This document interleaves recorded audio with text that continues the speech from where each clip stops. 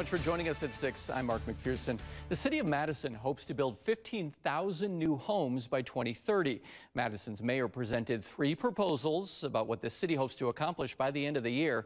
WMTV's Cameron Kelly sat in on a press conference today. And Cameron, the mayor says there are at least 15 alders supporting each proposal. That's right, Mark. And in order to create affordable housing in Madison, the mayor says some things have to be revised before the building process continues.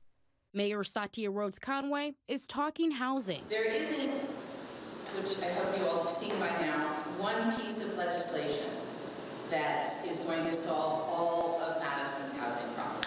She introduced 3 proposals outlining ways to improve zoning in Madison, starting with updating height requirements for upper stories of large homes. This change that we're making preserves the requirement to step down the building to its context, but it adjusts the requirement to step down the floors of the building so that they match the maximum height allowed in the adjacent residential districts. The city also wants to tackle lot sizes in alley-attached garages, which is one of the biggest factors in determining how many homes can be built in a given area. We want to make some relatively modest adjustments to minimum lot size requirements across the city.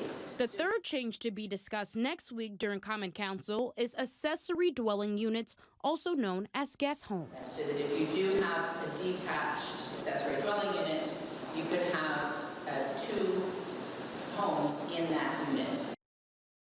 There are currently more than 5,000 homes under construction in the city and more than 1,600 homes that have been built since the start of the year. Live in studio, Cameron Kelly, WMTV 15 News. All right, Cameron, thank you. In October, there will be 2 more proposals presented. The city is expected to host a meeting for the public to discuss the plans September 30th. And the city of Madison has this housing tracker on their website where you can see data on things like homes that are completed, affordable housing projects, and building permits issued. The goal of the tracker is to gauge community progress towards housing goals and compare it to recent construction.